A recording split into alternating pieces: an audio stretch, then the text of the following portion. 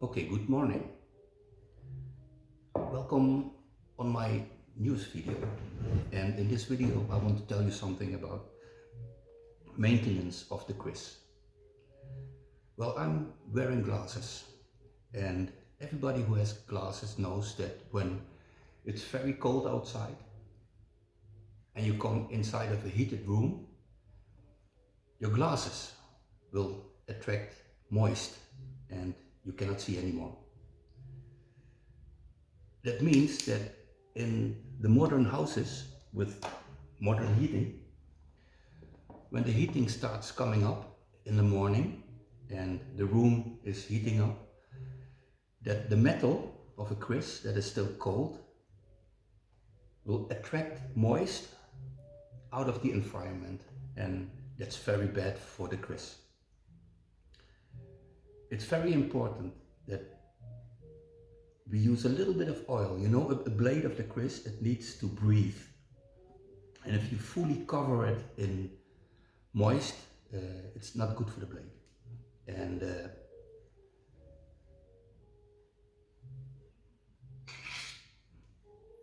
but if you keep it a little bit moist with oil, then especially in the morning, the blade will not attract that much moist, and it will keep, you will be able to preserve the blade of the quiz. I just told you you need a little bit of oil, and because the blade needs to breathe. If you use too much oil, it's a little bit about the scent of the oil, and well, preventing the blade for rusting. Well, how do you use the oil? I always use my hands. A little bit of oil on it. You know, I always start with the gonjo and then move it up a little bit like this. And it's especially the gonjo that attracts a lot of moist. So the gonjo needs to be very well preserved. You know, once in a while I take the grip off and I simply make sure that the passy inside of the grip, the passy, is also not rusting, because that's a problem with a lot of quiz, you know, that the room starts to heat up and a lot of moist is getting on the passy, and the passy will get shorter and eventually break when it's older. Well, like here, you've got a grip made of ivory, and also the ivory I like to clean. These are used quiz. A lot of quiz in Holland. Groneman, he supported the impus in Indonesia, and a lot of quiz in Holland came directly from the impu to the collectors.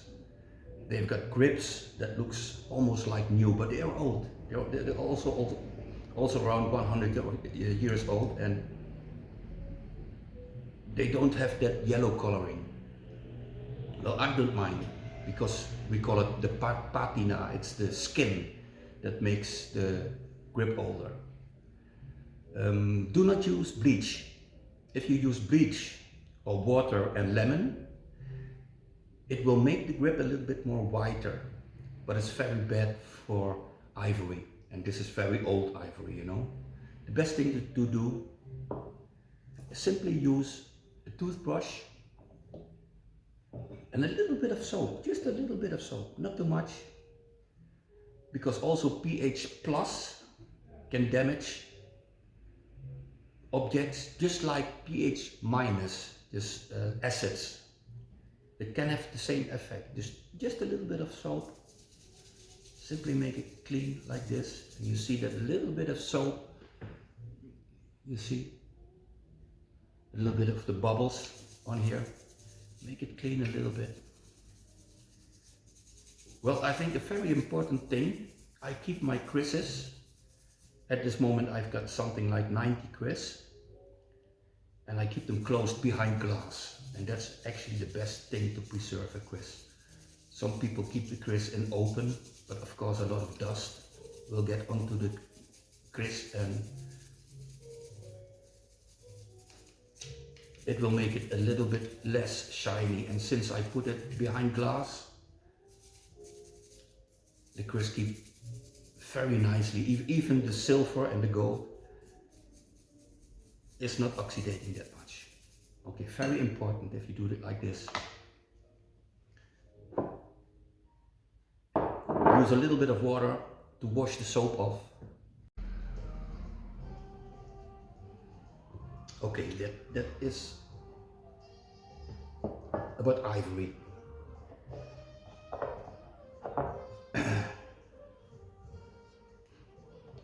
So like this Keris, you can see that it has been treated with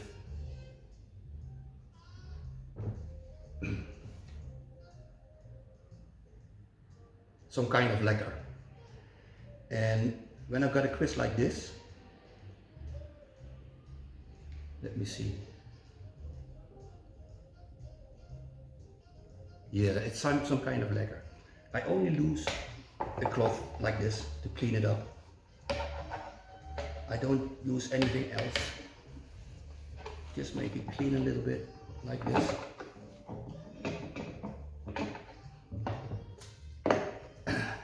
And like here.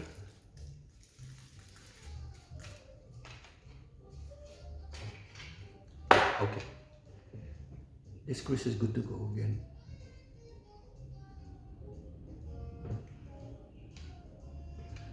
Well, sometimes there are some Keris, like this one, who are treated by some kind of wax. And what I like to use is a bee wax, like this. I put it on the Keris just a little bit, not too much, just like this, just a little bit, because it's good for the wood. Again, the heating in Europe, it sometimes brings the moisture back to 40%, and that's very bad for the wood of the Keris, because it will dry out. And what you see a lot with Keris from East Java, you cannot take the blade out of the branca anymore, because it gets so dry. What is actually very good for the metal, but what is very bad for the wood. And if you use bee wax, just simple bee wax, then you will be able to preserve the Keris. Well, I used some water on this one, so I use another one for the wax. So clean it up again.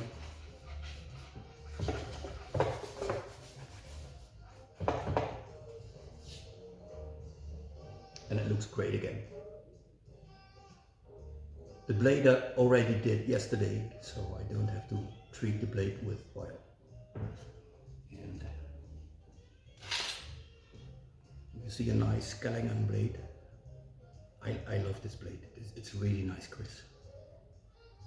Well, a little bit about the external of the Keris.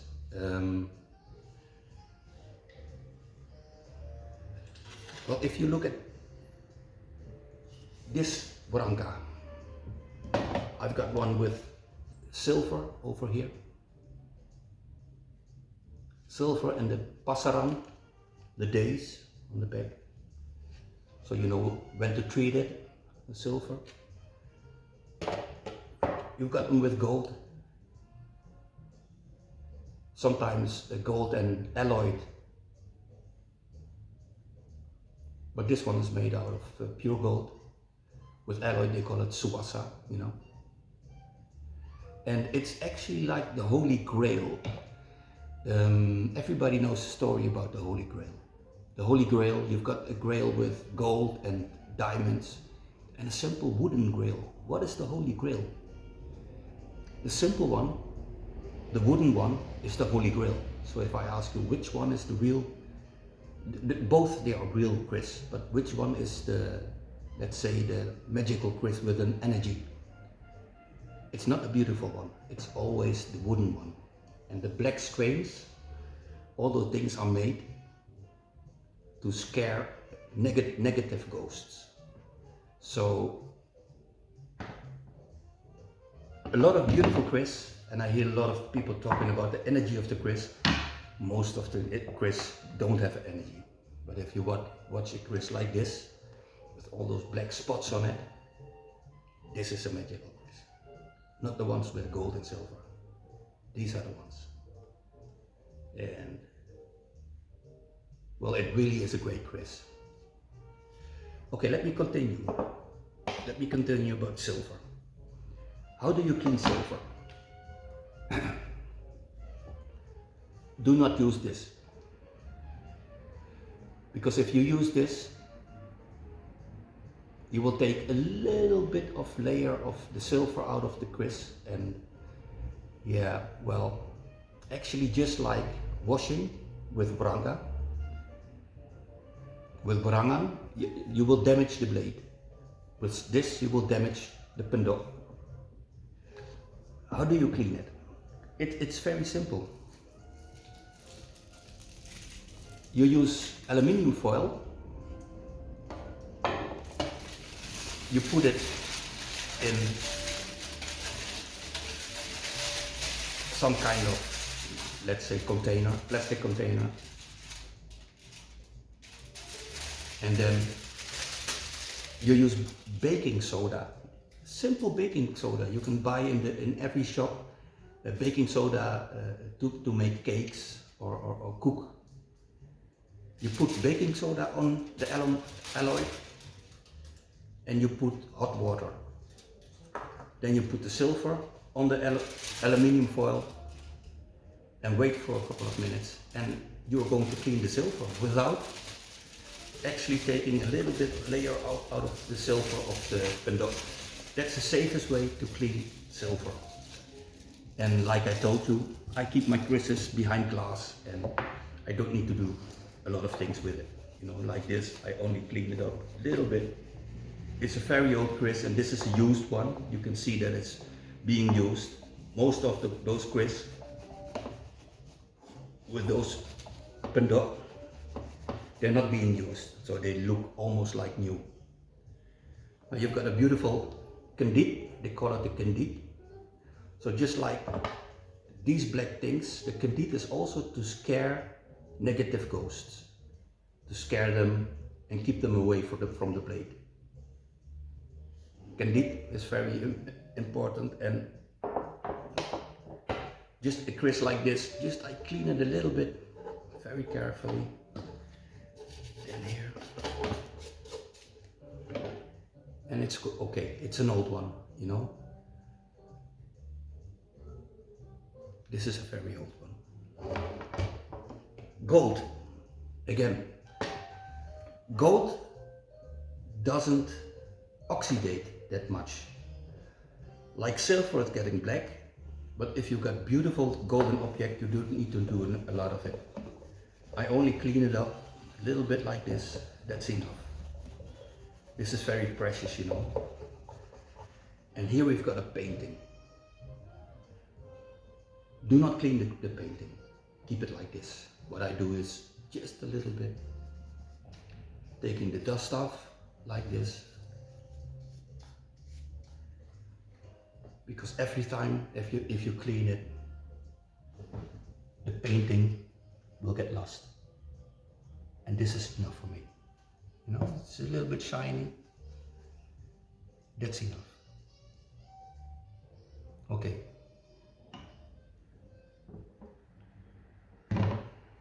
Then, well, I told you about the Holy Grail. Those Kris with an energy, most of the time they've got a ranka like this with all those black spots on it, you see. And when I see a Kris like this, I start smiling because this is what I'm looking for.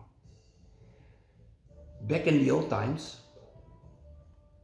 wood like this had even a higher value than gold.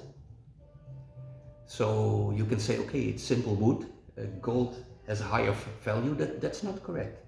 This wood was more in weight, had a higher value than gold, and it was keeping the negative ghosts away from the blade of the Keris. And let me show you the blade. And for those who know, will immediately recognize this is a Pusaka, this is a sacred Keris, this is a Keris with an energy, you know. Let me show you the beautiful, beautiful grip. I love this Keris, really I love this Keris. And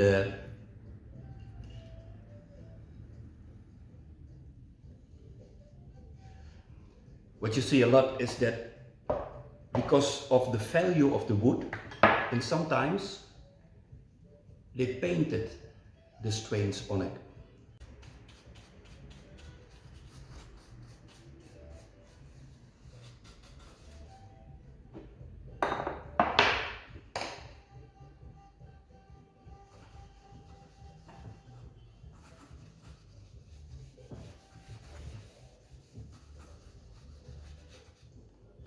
See? Looking great again. The beeswax will make sure that the wood is being preserved very well. And you're not damaging the paintings, because this is not real inside of the wood, it's painted on the rank. Okay. Sometimes you've got a blade and you've got a little bit of rust on the blade. Well, how you take the rust of the blade off? And let me show you this one. It's not rusty, but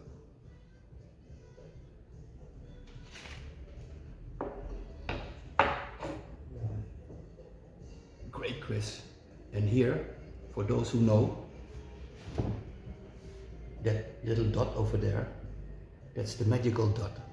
And Empu makes it, and at the end of the forging, he puts a little bit of metal on it, and that's the holy dot on the Keris. How you get rust off it? Well, of course this one looks good. It's one of my favorite Keris. Simple. Use WD-40. Spray it on it. Then put a little bit of cloth on it, like this.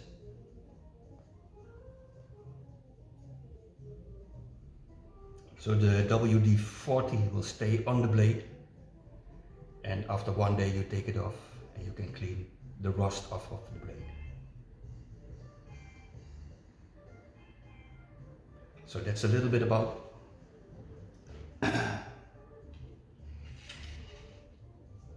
how to treat the Keris, with rust, how to keep the silver beautiful with baking soda and aluminium foil, how to treat a Keris with gold, silver, like this. It's already has some lacquer on it, or how to use bee wax to make sure that you preserve those beautiful Keris. And let's keep those Keris alive, you know. It's such a beautiful piece of art. It's not only the art, it's also the belief, what a lot of Europeans and white people do not understand. I mean, last week it was Easter and they were eating eggs. I don't know what an egg has to do with Christianity, but we respect it. So also please respect the fact that I am so stupid to believe that there's some kind of energy inside of the Keris. These are all things coming from our parents, from our grandparents. We have to keep it alive. We have to treat it very well. Okay, thank you for watching.